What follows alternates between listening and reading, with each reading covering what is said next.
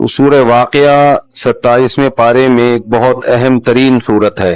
تو میں نے ارادہ کیا کہ آج انشاءاللہ میں سورہ واقعہ کا کچھ تبصرہ، کچھ تفسیر اس کی بیان کروں گا. اذا وقعت الواقعات ليس لوقعتها كاذبة خافضة رافعة اذا رجت الارض رجا وبست الجبال بسا. تو سورہ واقعہ میں اللہ تعالی نے قیامت کی ہولناکیوں کا تذکرہ کیا. فرمایا وَكُنْتُمْ أَزْوَاجًا ثَلَاثَةً. دیکھو باہر کی دنیا ایک الگ ہی ہے، قرآن کی دنیا بالکل الگ ہے. قرآن وہ باتیں کر رہا ہے جو پبلک بالکل بھی نہیں کر رہی، اور پبلک وہ باتیں کر رہی ہے جن کی قرآن کوئی ویلیو ان کو دیتا ہی نہیں. تو دونوں کی سنا کریں، ٹھیک ہے نا، دونوں کی سنا کریں، پھر تجزیہ کیا کریں کہ پبلک جو کہہ رہی ہے وہ ٹھیک ہے یا قرآن جو کہہ رہا ہے وہ ٹھیک. پبلک کہہ رہی ہے کہ انسانوں کی بہت ساری قسمیں ہیں، کچھ کالے ہوتے ہیں، کچھ گورے ہوتے ہیں، گورے اچھے لگتے ہیں، کالے ان کو اچھے نہیں لگتے. کچھ دولت مند ہوتے ہیں، کچھ غریب ہوتے ہیں، دولت مند اچھے لگتے ہیں، غریب اچھے نہیں لگتے. کچھ چھوٹے قد کے ہوتے ہیں، کچھ اونچے قد کے ہوتے ہیں، چھوٹے قد کے اچھے نہیں لگتے، اونچے قد کے اچھے لگتے ہیں. کچھ کمزور ہوتے ہیں، کچھ طاقتور ہوتے ہیں، کمزور اچھے نہیں لگتے، طاقتور اچھے لگتے ہیں. یہ قسمیں ہیں انسانوں کی. تو جب ہم دیکھتے ہیں تو ہمارے ذہن میں اچھائی اور برائی کا ایک معیار قائم ہو جاتا ہے. یار گورے سب کو اچھے لگتے ہیں، تو کریمیں لگا لگا کے کیا کر رہے ہوتے ہیں، اپنے آپ کو گورا کرنے کی کوشش کر رہے ہوتے ہیں. دولت مند اچھے لگتے ہیں، گاڑیوں میں گھومتا ہوا آدمی، ہر آدمی دولت کے پیچھے بھاگتا. یہ پبلک کی باتیں ہیں. صحت مند اچھے ہوتے ہیں، یہی وجہ ہے لڑکے جم جا جا کے ڈنٹ پیل رہے ہوتے ہیں. صحیح ہے نا. طاقتور اچھا ہوتا ہے. تو دنیا کی باتیں یہ ہیں کہ اتنی قسموں کے لوگ ہیں دنیا میں، بہت ساری قسمیں. انسان چاہتا ہے ان میں جو قسم سب سے اچھی سمجھی جاتی ہے میں اس کو اختیار کروں. لیکن جب ہم قرآن کی طرف آتے ہیں، قرآن کہتا ہے یہ ساری قسمیں تھوڑے دنوں کے لیے ہیں، سب مر کے مٹی ہو کے بولو ختم. لہذا اس میں اگر تم خوبصورت بن بھی گئے تو مٹی، طاقتور بن بھی گئے تو بھی مٹی، دولت مند بن بھی گئے تو بھی مٹی. ہر چیز کا انجام کیا ہے؟ مٹی. اس لیے اللہ کی نظر میں اس کی ویلیو مچھر کے پر کے برابر بھی نہیں. یہ اللہ کے لیے ہو تو ٹھیک ہے، نہیں ہو تو کوئی ویلیو نہیں ہے. پیسہ اگر اللہ کی رضا کے لیے حاصل کر رہا ہے پھر تو ٹھیک ہے. عیش کے لیے صرف مزے اڑاؤں گا، اڑا لو، تھوڑے دن کے مزے ختم ہو جائیں گے. قارون سے زیادہ تو اڑا نہیں سکتے. میں بیان میں کہہ رہا تھا نا کہ جو جس چیز میں ترقی چاہتا ہے نا، اس میں اس کو دیکھ لے جو اس سے پہلے ترقی کی انتہا کو پہنچ گیا تھا، اس کا انجام کیا ہوا. جیسے میں نے مائیکل جیکسن کی مثال دی تھی، جو چاہتا ہے گلوکار بن کے نام کماؤں تو مائیکل جیکسن سے آگے نہیں نکل سکتا. مائیکل جیکسن رات کو سوئے، پولیس بھی نہیں اٹھا سکی ان کو، ایک دم گڑچ ختم. اللہ نے کہا بس چلو بھائی نکلو یہاں سے، بہت مزے اڑا لیے. اب کوئی سلوٹ نہیں کرے گا، اب کوئی جرسیاں اتار کے آپ کے لیے نہیں پھینکے گا. آپ کی لاش پڑی ہوئی ہے، سائنسدانوں کے ڈاکٹروں کے حوالے ہے.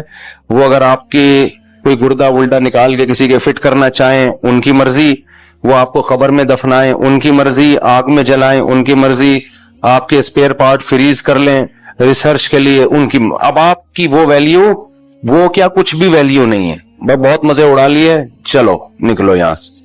اگر آپ دولت مند بننا چاہتے ہیں تو کتنا قارون سے آگے نہیں نکل سکتے. قارون کے جو خزانے کی چابیاں جانور لے کے چلتے تھے، چابیاں اتنی زیادہ تھیں، ہمارے تو خزانے جانور نہیں لے سکتے. 2-4 چیک جیب میں پڑے ہوئے ہوں گے، ایک تھیلا پڑا ہوا ہوگا اس میں سکہ رائج الوقت ہوگا، بہت زیادہ یہی ہوگا نا. ٹھیک ہے، اتنا تو نہیں ہے کہ چاندی کے ڈھیر گودام میں پڑے ہوئے ہیں اور ان کی چابیاں ہی جانور لے کے چل رہے ہیں، لوگ لے کے جا رہے ہیں. بھائی بہت ہیں خزانے، تجوریوں کی چابیاں اتنی، تجوریاں کتنی ہوں گی. تو قارون کو کراس نہیں کر سکتے. کیا ہوا؟ اس دھس کے مر گیا، ختم. ایسا ہوتا تو اب تو ویسے ہی مر چکا ہوتا، پڑا ہوا تو قبر میں ہی ہوتا. تو آپ اگر حکومت چاہتے ہیں کہ یار نہیں یار کوئی عہدہ ہونا چاہیے، کچھ عہدہ ہو، کچھ محلے کا کوئی ناظم بن جاؤں، اسمبلی کا ممبر نہیں بن سکتا تو محلے کا کوئی ناظم بن جاؤں، یا میں 21ویں گریڈ کا آفیسر بن جاؤں، کچھ تو بنوں، کب تک 11ویں اسکیل پہ جاب کروں گا.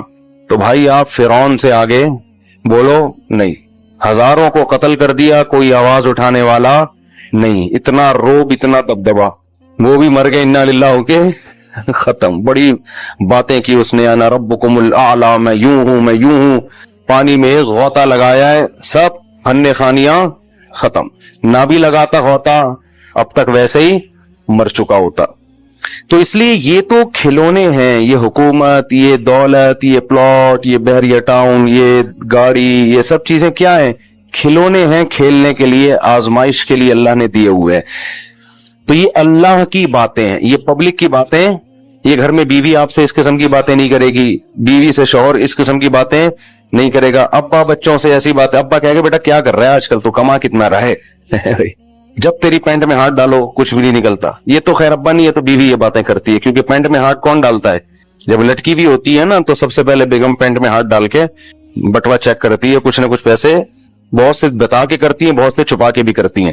تو یہ سب پبلک کی باتیں ہیں. حتیٰ کہ بسا اوقات مسجد کے امام صاحب بھی تنخواہ پوچھ رہے ہوتے ہیں کہ بھئی تنخواہ کے حساب سے اس سے چندے کا مطالبہ کیا جائے، ٹھیک ہے نا. لیکن اللہ کی یہ باتیں بالکل بھی نہیں ہے. اللہ کیا باتیں کرتا ہے؟ اللہ کہتے ہیں کہ یہ جتنی کائنات ہے نا، ہر چیز کی ایک ایج ہے. یہ ہمیشہ کے لیے میں نے کچھ بھی نہیں بنایا، ہر چیز کو فنا ہے.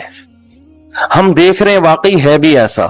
مچھر کی زندگی ایک دن کی ہوتی ہے، وہ ایک دن میں پیدا ہو کے بچے دے کے انڈے دے کے زندگی گزار کے مر کے ختم. کھٹملوں کی بھی پتہ نہیں 2-4 دن کی ہوتی ہوگی، لیکن وہ 2-4 دن میں اتنے کھٹمل پیدا کر کے جاتا ہے کہ اتنے کھٹمل کے لگتا ہے کہ وہ جو پیدا ہوا تھا نا تو سارا دن اس کے علاوہ کوئی کام اس نے کیا نہیں ہے. ہزاروں انڈے بچے پیدا کر کے جاتا ہے کم وقت، لیکن وہ بھی 2-4 دن کی زندگی. کسی کی زندگی 500-500. بعض جانور، میں خود تنزانیہ کے ایک جزیرے میں 300 سال پرانے کچھوے دیکھے ہیں. یونائٹڈ نیشن کی طرف سے ان کو پھر لکھا ہوا ہے کہ ان کی عمر اتنی ہے، بالکل ایک اوتھینٹک. اور جو کچھوا آج پیدا ہو رہا ہے اس پہ بھی وہ لگا دیتے ہیں اس کی ڈیٹ آف برتھ. 300 سال پرانے کچھوے زندہ رہتے ہوئے ان کو شرم بھی نہیں آ رہی کہ یار بس کرو، کتنی جنگیں دیکھ لی انہوں نے، کتنا زمانہ دیکھ لیا. تو اسی وجہ سے اللہ نے اس کو جب سست بنایا نا تو ہر کام اس کا سستی سے، مر بھی سستی سے رہا ہے، مرنے میں بھی جائیں گے. تو انسانوں کی ایک عمر ہے، تو اللہ نے بتایا اسی طرح اس کائنات کی بھی ایک ایج ہے، یہ بھی ختم ہو کے فنا ہو جائے گی. تو پھر ہوگا کیا؟ اللہ کہتے ہیں یہ کائنات بھی فنا ہوگی، یہ پہاڑ اپنی جگہ سے ہلا دیے جائیں گے، ایک سور پھونکا جائے گا، فصائق من فی السماوات ومن فی الارض، سب برباد نظام عالم. زنا کرنے والے لڑکے لڑکی سے رشتہ رکھنا چاہیے یا نہیں؟ کسی کے بارے میں سب کو پتا ہو کہ یہ دونوں زنا کرتے ہیں تو ان سے تعلق ختم کر دینا چاہیے. صرف کوئی دعوت دینے کی نیت سے ان سے تعلق رکھنا چاہے، دین پہ لانے کی نیت سے، ان کو محبت سے سمجھانے کے لیے، تو ایک الگ بات ہے. نارملی ایسے لوگوں کا بائیکاٹ کرنا چاہیے جن کے بارے میں سب کو پتا ہو کہ یہ بدکار ہیں. تو ہاں میں نے بتایا دعوت کی نیت ایک الگ بات ہے، مبلغ کا کسی سے ریلیشن قائم کرنا تاکہ لوگ گناہ چھوڑیں ایک الگ بات ہے. عام آدمی کو نہیں ریلیشن رکھنا چاہیے، اس کے بڑے نقصانات ہوتے ہیں کیونکہ یہ لوگ پھر کھلی محفلوں میں اس کا تذکرہ کر رہے ہوتے ہیں، تو آہستہ آہستہ دل سے پھر برائی نکل جاتی ہے. نبی صلی اللہ علیہ وسلم نے ارشاد فرمایا کہ بنی اسرائیل کے علماء لوگوں کو گناہوں سے روکتے تھے، پھر اس کے بعد خود ہی انہی کے ساتھ دوستیاں یاریاں بھی رکھتے، گپ شپ بھی رکھتے. حدیث کا مفہوم میں اپنے الفاظ میں بیان کر رہا ہوں. تو ہوا یہ کہ پھر اللہ تعالیٰ نے دل سب کے سیاہ کر دیے. تو اس لیے اس میں بہت احتیاط کی ضرورت ہے جو کھلے عام گناہ کر رہے ہوں. یہ سال ثواب کے لیے عمرہ کریں تو تمام مرحومین کے لیے ایک ہی عمرہ کر لیں یا الگ الگ کریں؟ مثلا بہن بھائیوں کے لیے الگ اور والدین کے لیے الگ، سب طرح سے جائز ہے جی، جیسے آپ کو اچھا لگے. یہ سال ثواب میں زیادہ فوکس صدقہ خیرات کو کیا کریں جس کا صراحتاً حدیث میں ذکر ہے. تو آج کل صدقہ خیرات لوگ کر نہیں رہے ہوتے. ٹھیک ہے عمرہ بھی کر سکتے ہیں لیکن صدقہ خیرات کو زیادہ فوکس کریں. منصوص ہے، صحابی نے عرض کیا افاتصدق عنہا، کہ میری ماں کا انتقال ہو گیا، صدقہ کروں؟ ان کی طرف سے نبی نے فرمایا ہاں. جو لوگ اپنی بیماری کی وجہ سے روزہ نہیں رکھ سکتے اور معاشی حالت بھی ایسی ہے کہ فدیہ بھی ادا نہیں کر سکتے، تو کیا روزے معاف ہو جائیں گے؟ یا بیماری ایسی ہے کہ بعد میں قضا بھی نہیں رکھ سکتے؟ جب بیچارے روزہ بھی نہیں رکھ سکتے اور غربت اتنی ہے کہ فدیہ بھی نہیں دے سکتے تو پھر اللہ معاف کرنے والا ہے، کیونکہ اللہ نے یہی کہا ہے کہ جو روزہ نہیں رکھے وہ قضا کرے، اور قضا بھی نہیں ہو سکتا تو فدیہ دے، تو کچھ بھی نہیں ہو سکتا تو اللہ کرے. البتہ قضا رکھ سکتا تھا اور بلا وجہ تاخیر کی اس نے، بڑھاپے تک پہنچایا اس قضا کی تاخیر، پھر گناہگار ہوگا، پھر توبہ استغفار کرنی پڑے گی اس کو. قیصر احمد کشمیر سے ہمارے یہاں ایک عالم ہیں جو کہتے ہیں کہ بنا داڑھی والے چہرے کی طرف دیکھنا حرام ہے.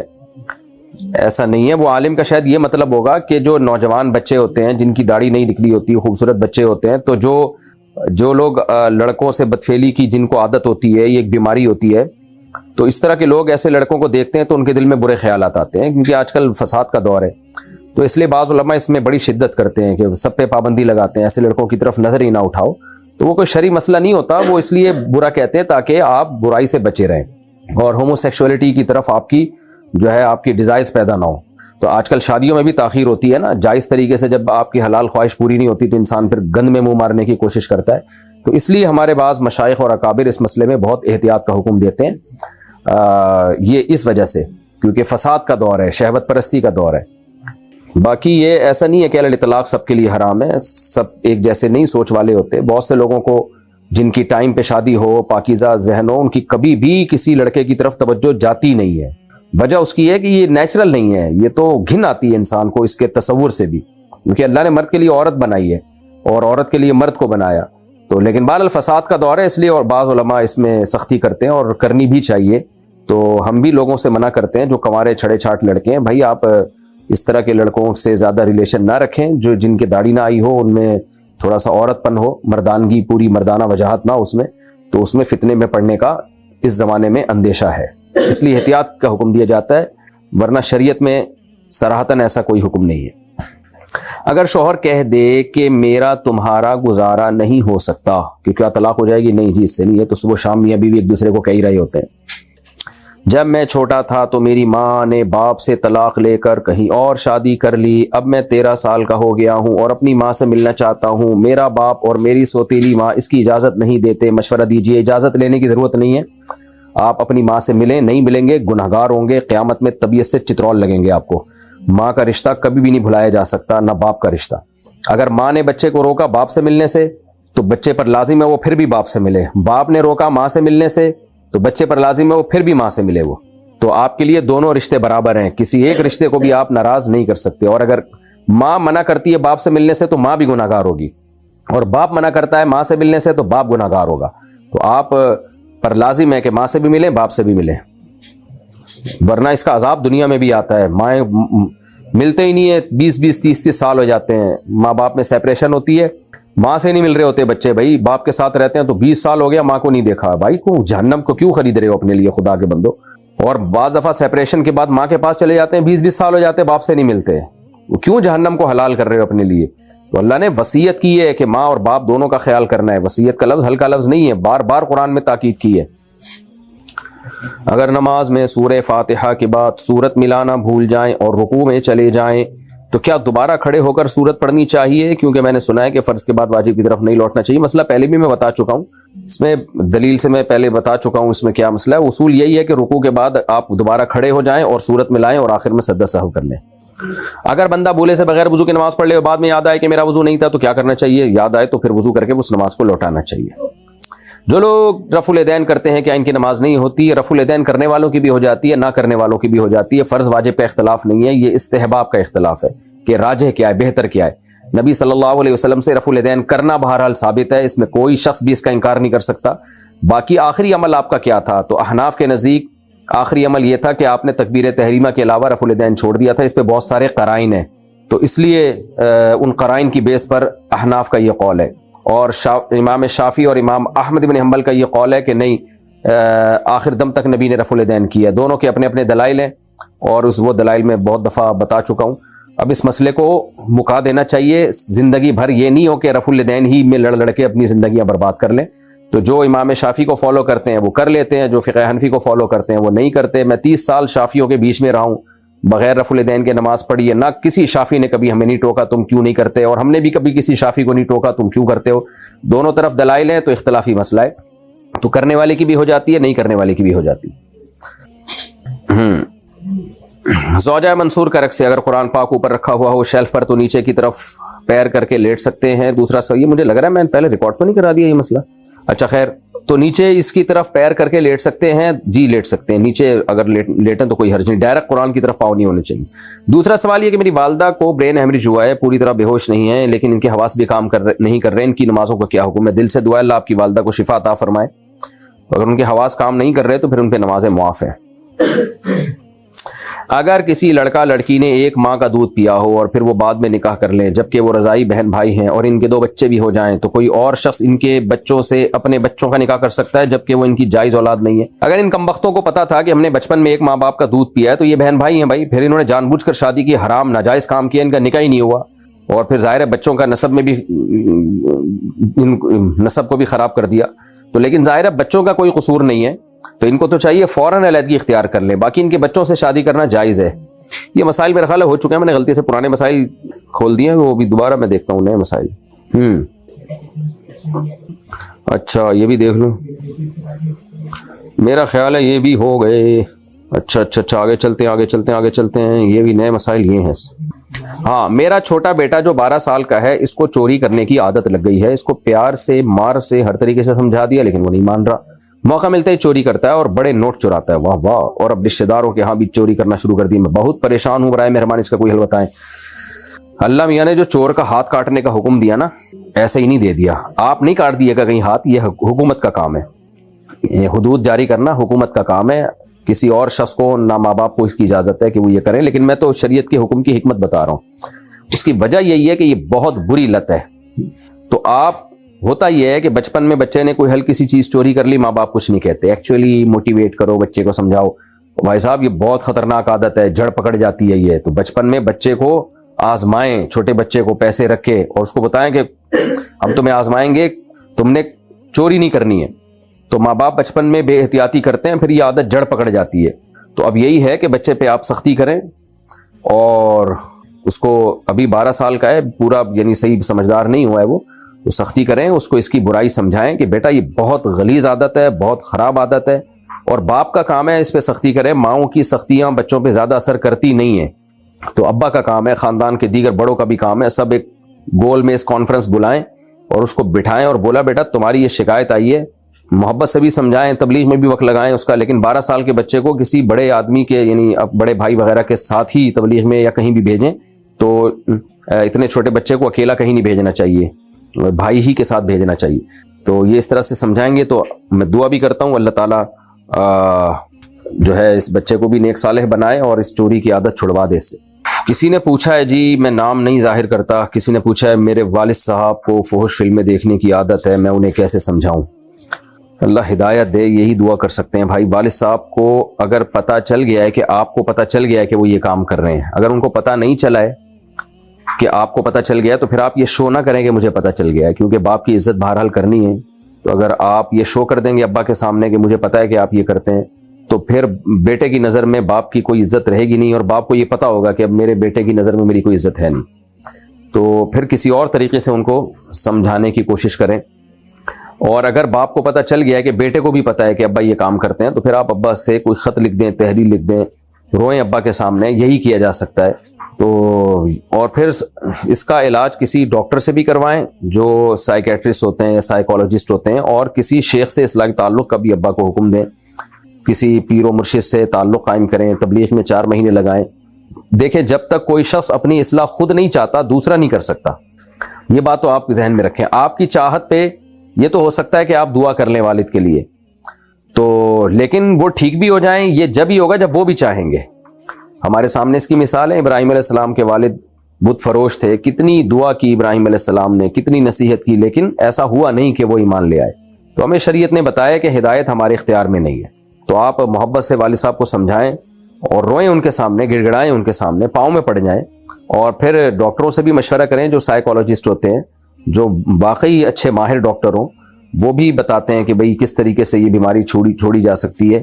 تو لیکن بہرحال اپنے والد کی عزت کا آپ خیال کریں، ان کے راز کو دنیا کے سامنے فاش نہ کریں، یہ اس سے بڑا جرم ہوگا جو والد صاحب کر رہے ہیں نا، اس سے بڑا جرم یہ ہو جائے گا کہ آپ دنیا کے سامنے یا لوگوں کو بتاتے پھریں یا رشتہ داروں کو بتاتے پھریں۔ تو اپنے گھر کی عزت کی خود حفاظت کرنی پڑتی ہے، میاں بیوی کو بھی اور اولاد کو بھی، اور باپ کو چاہیے کہ اگر بیٹا یہ کام کرتا ہے تو وہ بھی گھر کی بات گھر میں رکھے، دنیا کے سامنے نہ بتائے۔ بعض ابا آ کے بتا رہے ہوتے ہیں میرا بیٹا یہ کر رہا ہے، میرا بیٹا وہ، بھائی دنیا کو کیوں بتا رہے ہو؟ آپ کا بیٹا آپ کی عزت ہے تو گھر کی چیزیں گھر میں رکھیں اور اس کو گھر میں ہی حل کرنے کی کوشش کریں۔ بہرحال میں دل سے دعا کرتا ہوں اللہ ہدایت دے ان کو، اور یہ زمانے کا ایک بہت بڑا فتنہ ہے۔ میں یورپ میں ٹرانسپورٹ کمپنی میں جاب کرتا ہوں، یہاں پر بیت الخلاء میں پانی کی بجائے ٹوائلٹ پیپرز ہوتے ہیں، تو ایسی صورت میں پاکی کیسے حاصل کی جائے؟ دونوں حالتوں کے بارے میں تفصیل سے بتا دیجئے۔ دیکھیں، اگر گندگی پھیلی نہ ہو نا تو پھر ٹیشو پیپر سے اگر یوز کر لیا جائے تو نماز ہو جائے گی، لیکن آج کل کی غذائیں ایسی ہیں جیسے کہ حضرت علی رضی اللہ تعالیٰ عنہ کا بھی قول ہے، غالباً مصنف ابن ابی شیبہ میں ہے، کہ صحابہ کے دور میں ایک تو ویسے بھی پانی کی کمی ہوا کرتی تھی، تو جنگلوں میں کبھی جاتے تھے تو مٹی کے ڈھیلے سے بھی استنجا کر لیا کرتے تھے، لیکن حضرت علی رضی اللہ تعالیٰ عنہ کا قول ہے کہ ان کی غذائیں خشک تھیں تو گندگی نہیں ہوتی تھی اس سے۔ آج کل جو لوگ کھا رہے ہیں غذائیں اس میں تو گندگی پھیل جاتی ہے، اس کو میں پانی سے دھونا ضروری ہے۔ تو اب اگر ٹوائلٹ پیپر ہی آپ یوز کرنا پڑ رہا ہے، پانی نہیں ہے، تو بوتل لے جائیں پانی کی، وہاں پانی لے جانے پر پابندی تو نہیں ہے۔ دنیا میں ہم نے بھی سفر کیا ہے، بہت سے لوگ مغربی ممالک میں سفر کرتے ہیں تو پانی کی بوتل ساتھ رکھا کریں اور پانی لے جائیں، اس سے آپ واش روم میں آپ استنجا کریں پانی سے۔ تو لیکن بہرحال اگر گندگی پھیلی نہیں ہے تو مجبوری میں ٹیشو پیپر کا استعمال کر کے بھی آپ نماز پڑھ سکتے ہیں، البتہ اگر گندگی اپنی جگہ سے پھیل گئی ہے تو پھر آپ کو پانی ہی یوز کرنا پڑے گا، جگہ یعنی جو اپنا جسم ہے اس کو پاک کرنا پڑے گا آپ کو۔ اس کا طریقہ میں نے بتایا کہ پانی کی کوئی بوتل وغیرہ اپنے ساتھ رکھ لیں۔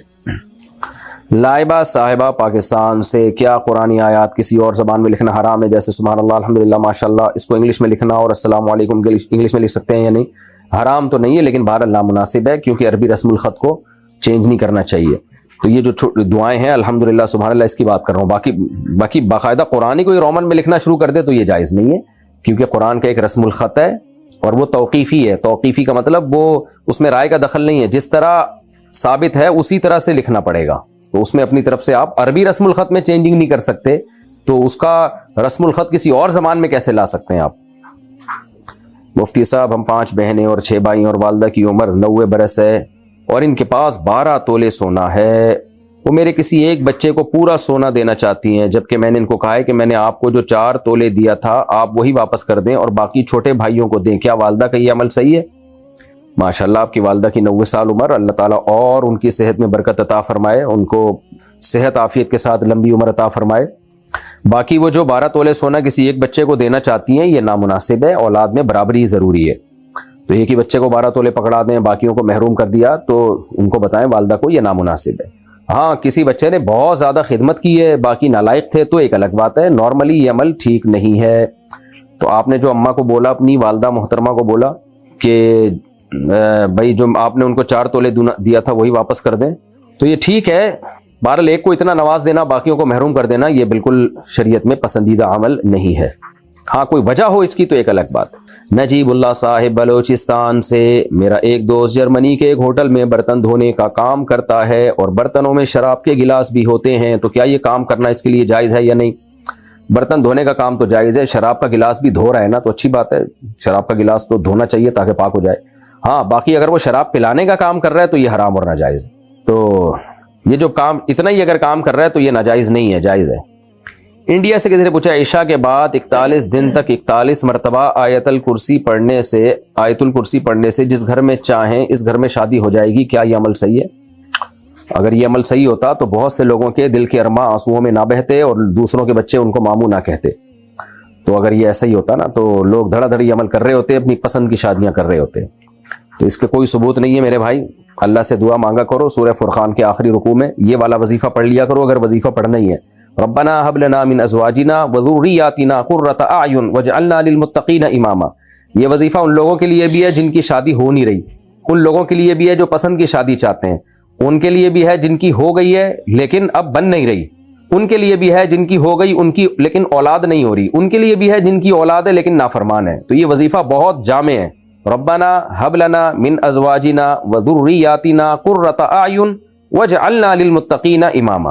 تو اس کا ورد کیا کریں اور ٹرائی بھی کریں، خالی وظیفے نہ پڑھیں، ٹرائی بھی تو کریں نا۔ اور جب رشتہ لینے جائیں تو چائے میں بسکٹ ڈبو کے مت کھائیں، یعنی کوئی ایسا کام نہ کریں جس سے رشتہ ٹوٹنے کا چانس ہو۔ اور چینی میں اور جب چائے پئیں تو چینی نہ ڈالیں، کیونکہ جو اکثر جو مالدار لوگ ہوتے ہیں اور ایجوکیٹڈ ان کو شوگر بھی ہوتی ہے، ذہن میں رکھیں۔ بعض لوگ رشتہ لینے جاتے ہیں بھر بھر کے چینی ڈال رہے ہوتے ہیں، وہ سمجھ جاتا ہے پینڈو آدمی ہے یہ، تو یہ تھوڑے سے ایٹیٹیوڈ استعمال کرنے پڑتے ہیں، اور جو وظیفہ پڑھنا ہے تو وہ پڑھ لیں جو میں نے آپ کو بتایا، تو اس سے ہو جائے گا انشاءاللہ۔ مفتی صاحب میرے والد صاحب کی طبیعت بہت خراب ہے، کیا میں ان کو چھوڑ کر تبلیغ میں جا سکتا ہوں؟ طبیعت خراب ہے تو کوئی کیئر کرنے والا ہے یا نہیں ہے؟ اگر کیئر کرنے والا نہیں ہے تو پھر آپ نہیں جا سکتے۔ نبی صلی اللہ علیہ وسلم نے ایک صحابی رسول کو جہاد میں جانے سے روک دیا تھا ماں باپ کی خدمت کی وجہ سے، تو اگر آپ کے والد کی خدمت کرنے والا کوئی اور نہیں ہے تو پھر آپ کے لیے تبلیغ والے خود بھی نہیں جانے دیں گے آپ کو۔ اگر آپ ان کو بتائیں گے نا والد صاحب کی طبیعت خراب ہے تو تبلیغ کے اکابر خود ہی روک دیں گے آپ کو، وہ بھی نہیں جانے دیتے۔ البتہ اگر آپ کے والد کی خدمت کے لیے کوئی دوسری اولاد موجود ہے اور آپ کے جانے سے ان کو کوئی نقصان کا خطرہ نہیں ہے تو پھر جا سکتے ہیں۔ کیا لڑکی کسی نامحرم کو دین کی نصیحت کر سکتی ہے؟ جوان لڑکیوں کے لیے کسی نامحرم سے فری ہونا جائز نہیں ہے، باقی کوئی ضرورت پڑ جائے کہیں تو پھر نصیحت کر سکتی ہے، کر ہی رہی ہوتی ہے نصیحتیں۔ آپ دیکھیں کہیں نہ کوئی بھی مرد الٹا کام کرتا ہے تو خواتین سمجھا دیتی ہیں انسان کے بچے بنو، کیا کر رہے ہو؟ تو اس طرح تو ٹھیک ہے، کوئی بھی اگر کوئی آپ کو لگا کہ بھئی اس وقت کوئی کام غلط ہو رہا ہے، لیکن نارملی جو واضح نصیحت ہے وہ نامحرم لڑکیاں نامحرم لڑکوں کو نہ کریں، کیونکہ فیس بک پہ لڑکے لڑکیاں دوستیاں لگاتے ہیں اور کہتے ہیں ہم ایک دوسرے کو سمجھا رہے ہیں، ایکچولی نماز پڑھا کرو، وہ بھائی سمجھانے کے لیے آدمیوں کے لیے ہیں، لڑکیاں لڑکیوں کے لیے ہیں، تو آپ فری نہ ہو، تو اس لیے یہ کام اس سے اجتناب کرنا چاہیے۔ اگر والد کا پیسہ حرام ہے اور وہ ہمیں کاروبار دیں تو اس میں مجھے یا والد کو کیا کرنا ہوگا؟ بھائی اگر پیسہ حرام ہے تو اس کاروبار سے جو پیسہ آئے گا وہ بھی حرام ہوگا، تو اگر والد حرام کمائی کا پیسہ آپ کو دے رہے ہیں تو نہ لیں وہ پیسہ، محبت سے والد صاحب کو واپس کر دیں۔ میرے والد نے والدہ کی وفات کے 4 دن بعد دوسری شادی کر لی اور ہم 4 بہن بھائیوں کو چھوڑ کر اور ہمارا گھر اور ہمارے پیسوں سے لیا گیا پلاٹ بھی دوسری بیوی کے نام کر کے سب چھوڑ کر چلے گئے۔ اس صورت میں ہمیں کیا کرنا چاہیے؟ سب لوگ کہتے ہیں کہ تمہارا باپ ہے تو اس کو خرچہ دو اور خود اس سے جا کر بات کرو، اور اسلام یہ بولتا ہے کہ چاہے باپ غلط ہو تب بھی اس کو جا کے پوچھو۔ دیکھیں ابا نے والدہ کے وفات کے بعد دوسری شادی کر لی، یہ تو اچھا کام کیا، یہ تو شریعت اس کو اپریشیٹ کرتی ہے کہ بیوی کے بغیر نہ رہا جائے۔ اگر شوہر مر جائے تو بیوی عدت کے بعد شادی کر لے، بیوی مر گئی تو شوہر کو چاہیے کہ شادی کر لے، اس میں تو کوئی قباحت نہیں ہے۔ باقی یہ کہ گھر آپ نے خریدا تھا، اپنے پیسوں سے لیا تھا، پلاٹ بھی آپ نے اپنے پیسوں سے لیا تھا، تو پھر یہ ناجائز ہے کہ ابا آپ کے خریدا ہوا پیسہ اپنی نئی دلہن کو دے دیں، یہ حرام اور ناجائز ہے۔ تو شریعت میں ماں باپ کے حقوق کی بھی ایک باؤنڈری ہے، اتنی نہیں ہے کہ ماں باپ اور ماں جو چاہے کرتے پھرے، تو سوتیلی ماں کے نام کر دیں ساری جائیداد، بچوں کے پیسوں کی کمائی بھی، تو یہ ظلم ہے، ناجائز ہے۔ تو اس پہ آپ آواز اٹھا سکتے ہیں، تو باپ سے بدتمیزی بالکل نہ کریں، لیکن آپ ابا کو یہ کہہ دیں جا کے کہ ابا یہ جو آپ نے ہمارے پیسوں سے دی ہوئی چیزیں سوتیلی ماں کو دی ہیں یہ ہمارے نام کریں۔ اگر وہ نہیں کرتے تو ایسی صورت میں پھر آپ کے لیے قانون کا سہارا لینا بھی جائز ہے، یعنی جو بھی کورٹ میں بھی کیس وغیرہ کر سکتے ہیں آپ ایسی صورت میں، نہ کریں تو پھر آپ کی مرضی ہے، بہرحال یہ ہے ناجائز۔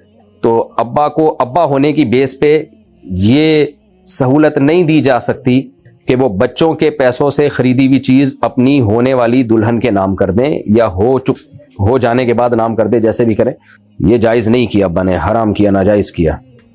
باقی اسلام یہ بولتا ہے کہ چاہے باپ غلط ہو تب بھی اس کو جا کے پوچھو، تو پوچھنا تو پڑے گا، ظاہر ہے ابا کی رسپانسبلٹی آپ ہی کی ہے، تو ان کی خیریت معلوم کرتے رہیں، ان سے قطع تعلق جائز نہیں ہے۔ البتہ اپنا حق آپ ان سے لیں، جو ناجائز کام انہوں نے کیا اس میں آپ کسی بھی طرح سے حق لے سکتے ہیں، تو وہ لینے کی آپ کو شریعت میں اجازت ہے، قانونی طریقے سے یا کسی بھی طریقے سے آپ لے سکتے ہیں۔ قطع تعلق ایک الگ چیز ہے، بد اخلاقی ایک الگ چیز ہے، اپنا حق وصول کرنا ایک الگ چیز ہے۔ تو اگر وہ دباؤ ڈال کے حق لے سکتے ہیں تو دباؤ ڈالنا بھی آپ کے لیے جائز ہے۔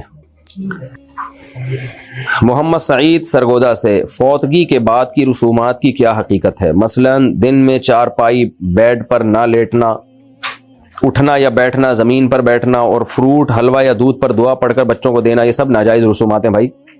میرا پورا ایک بیان ہے، قریب ایک کلپ آ جائے گا کہ مرنے کے بعد کیا کیا جائے، جس گھر میں میت ہو جائے تو کیا کیا جائے، تو وہ پورا کلپ، نبیل بھائی ہے نا ایسا کلپ، تو وہ کلپ چلا دیے گا تو وہ دیکھ لیے گا۔ باقی یہ جو آپ نے جو باتیں پوچھی ہیں سب غلط ہیں۔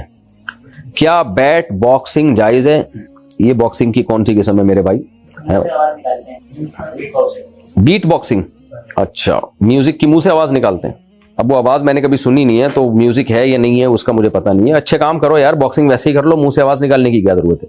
ام عبداللہ کے پی کے سے میرا ایک بیٹا حرام کماتا ہے یعنی رشوت وغیرہ لیتا ہے, اگر وہ گھر میں کوئی کھانے پینے کی چیز لے آئے اور ہم اس کے بدلے اسے پیسے دے دیں تو کیا وہ چیز ہمارے لیے استعمال کرنا جائز ہے؟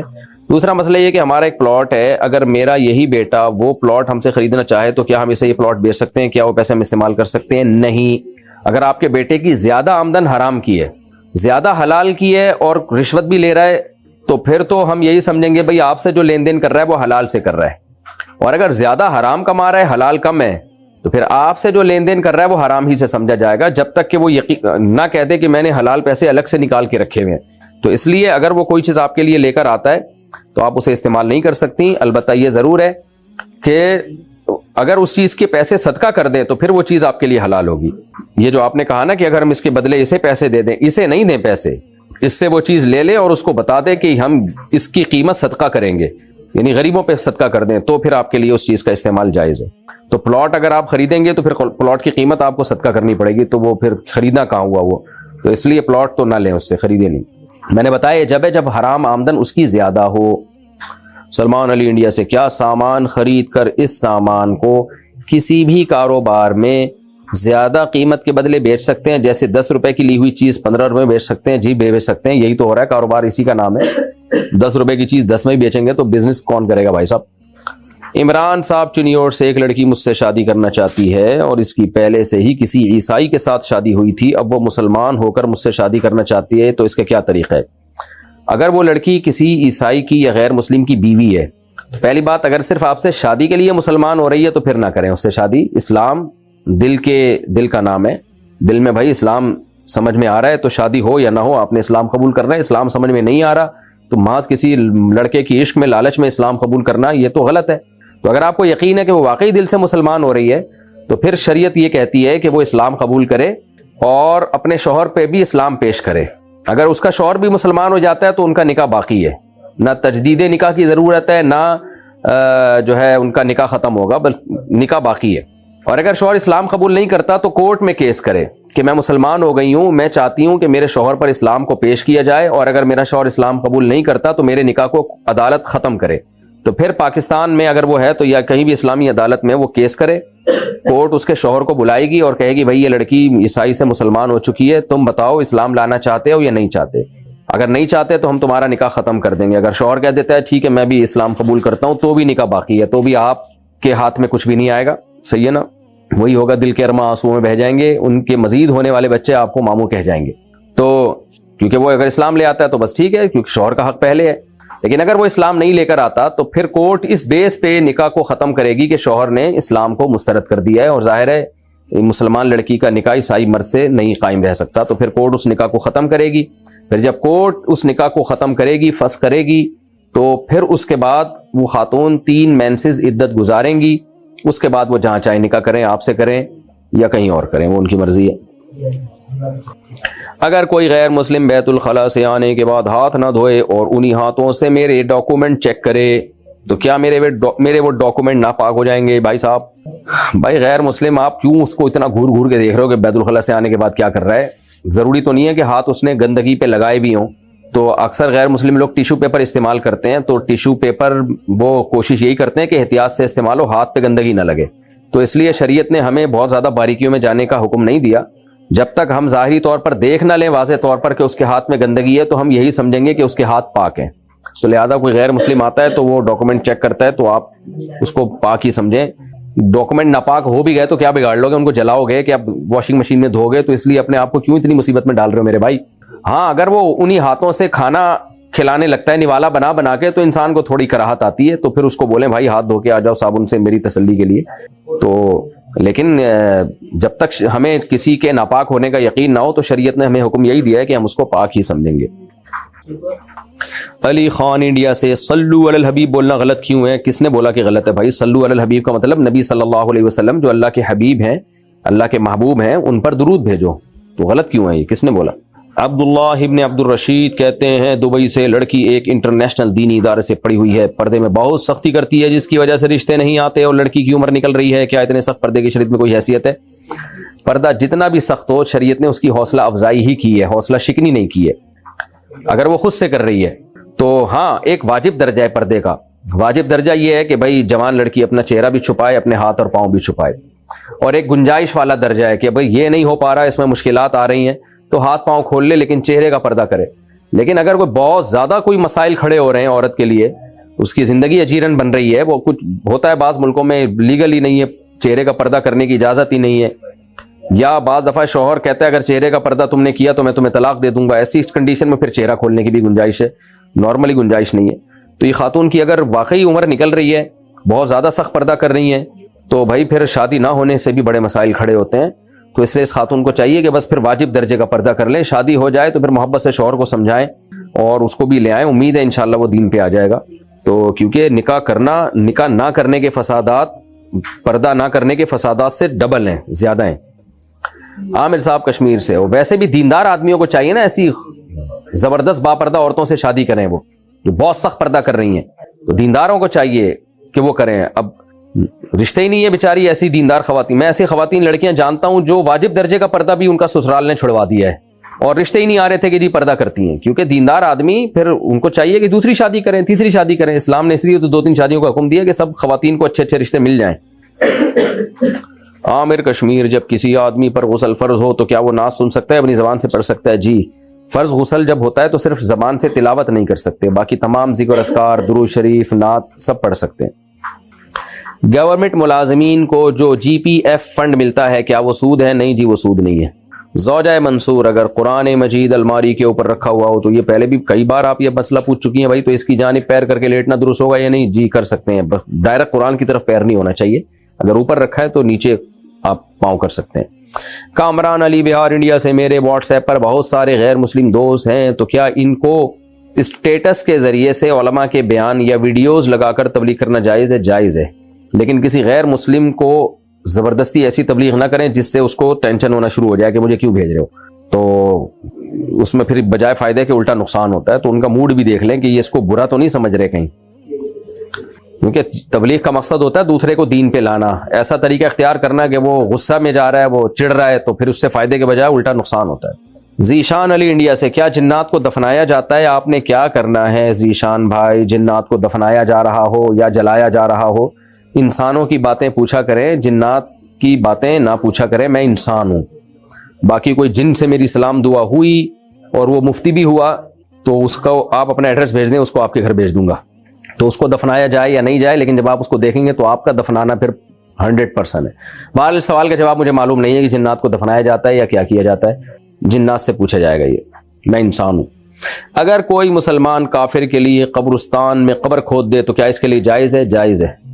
مشتاق احمد میوات سے, اگر ایک شخص مکمل طور پر نابینا ہے کیا وہ نماز پڑھا سکتا ہے؟ اگر طہارت کا مکمل اہتمام کرتا ہے تو پھر پڑھا سکتا ہے. صدام خان نے پوچھا ہے جی, کیا فرض نماز کے بعد قضا نماز پڑھ سکتے ہیں؟ جی ہاں پڑھ سکتے ہیں. قضا نماز صرف 3 ٹائم جائز نہیں ہے, سورج نکلتے ہوئے, جب بالکل زوال کا وقت ہو, اور جب سورج بالکل غروب ہو رہا ہو, یعنی غروب ہونے سے تقریباً 15-20 منٹ پہلے تک بھی جائز نہیں ہے. اس طرح سورج طلوع ہونے کے 15-20 منٹ بعد تک بھی جائز نہیں ہے. انڈیا پاکستان کی بات کر رہا ہوں.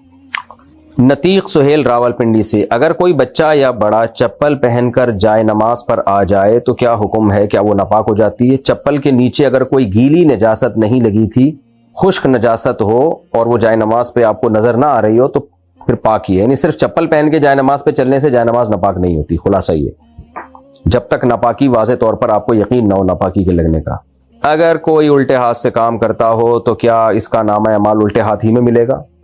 نامہ اعمال کا الٹے یا سیدھے ہاتھ میں ملنا اس پر ہے کہ جس کے گناہوں کا پلڑا جھک گیا تو وہ برباد ہو گیا, اور برباد لوگوں کو نامہ اعمال الٹے ہاتھ میں ملے گا. جس کا نیکیوں کا پلڑا جھک گیا وہ کامیاب ہو گیا, اس کا نامہ اعمال اس کو سیدھے ہاتھ میں ملے گا. باقی الٹے ہاتھ سے کام کرنا خلاف سنت ہے. جتنے بھی اچھے کام ہیں, پاکیزہ کام ہیں, شریعت نے ہمیں سیدھے ہاتھ سے, دائیں ہاتھ سے کرنے کا حکم دیا ہے. تو الٹے ہاتھ سے کام کرنا برا عمل ہے, اس عادت کو ختم کرنا چاہیے. محمد ارمان صدیقی انڈیا سے, کیا غیر مسلم سے ملتے وقت نمسکار کہہ سکتے ہیں؟ اگر نہیں تو اس سے بات شروع کرتے وقت یا فون پر بات کرتے وقت کیا کہیں؟ تو نمسکار تو نہیں کہہ سکتے, کیونکہ کسی بھی غیر مسلم کا جو مذہبی شعار ہوتا ہے, مذہبی علامت ہوتی ہے, وہ آپ استعمال نہیں کر سکتے. باقی ہیلو ہائے جو بھی چاہیں کہہ لیں, nice to meet you, good night, good afternoon, good morning, کوئی بھی لفظ یوز کر سکتے ہیں. نفل روزہ رکھ کر کیا والدین کو اصال ثواب کر سکتے ہیں؟ جی کر سکتے ہیں، لیکن زیادہ بہتر صدقہ و خیرات ہے جو حدیث میں منصوص ہے۔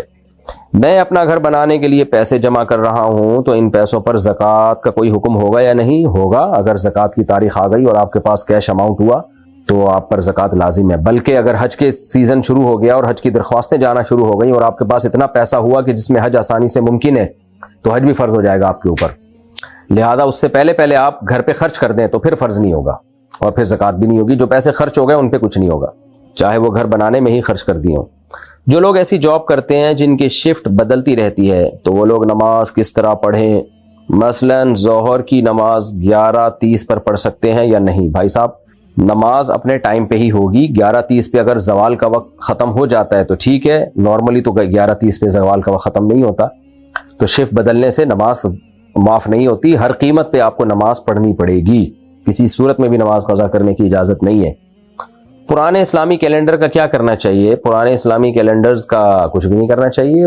اسلامی کیلنڈر پرانا ہوتا ہی نہیں ہے، سال تو تبدیل ہوتا رہتا ہے، تو 100 سال کے کیلنڈر بنتے ہیں، چاہے اسلامی کیلنڈر ہو یا شمسی کیلنڈر ہو، کیلنڈر ہوتا ہے۔ باقی یہ کہ اگر آپ یہ سمجھتے ہیں کہ وہ چاند کی 29 اور 30 تاریخ کا فرق آتا ہے تو پرانے کیلنڈر اس لحاظ سے اگلے سال یوز نہیں ہو سکتے، تو جو چاہے کریں کیلنڈر کا، بھائی کچھ بھی کر لیں، کیلنڈر کو سیلنڈر میں جلا دیں، یہ بھی ٹھیک ہے۔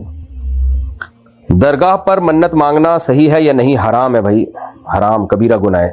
حسان دہلی سے، کیا دوائی سے وضو ٹوٹ جاتا ہے؟ دوائی سے وضو نہیں ٹوٹتا۔ ظہیر الدین کلکتہ سے، کیا لیٹنے سے وضو ٹوٹ جاتا ہے؟ لیٹ کر اگر آنکھ لگ گئی تو وضو ٹوٹ جائے گا، اگر آنکھ نہیں لگی ہے تو صرف لیٹنے سے وضو نہیں ٹوٹتا۔ لوگ کفن پر زعفران سے کلمہ شہادت لکھتے ہیں، کیا یہ ٹھیک ہے؟ نہیں، یہ مناسب عمل نہیں ہے، سنت سے ثابت نہیں ہے۔ تو جتنا ہمیں سنت سے میت کے جو بھی لوازمات اور جو بھی اس موقع پہ کیا جاتا ہے، جتنا قرآن و سنت سے ثابت ہے، اس میں اپنی طرف سے کوئی ایڈیشن نہیں کرنی چاہیے۔ اسلام سادہ مذہب ہے تو اس کو سادہ ہی رکھنا چاہیے۔ باپ کے مرنے کے بعد چند مہینوں بعد دادا کا بھی انتقال ہو گیا تو کیا یتیم پوتا پوتی کا وراثت میں کوئی حصہ ہوگا؟ 2 چچے اور 2 پھوپھیاں بھی ہیں۔ دیکھیں، 2 چچا بھی ہیں آپ کے، تو اس کا مطلب دادا کی نرینہ اولاد موجود ہے، تو جب نرینہ اولاد موجود ہوتی ہے تو پوتوں کا وراثت میں حصہ نہیں ہوتا۔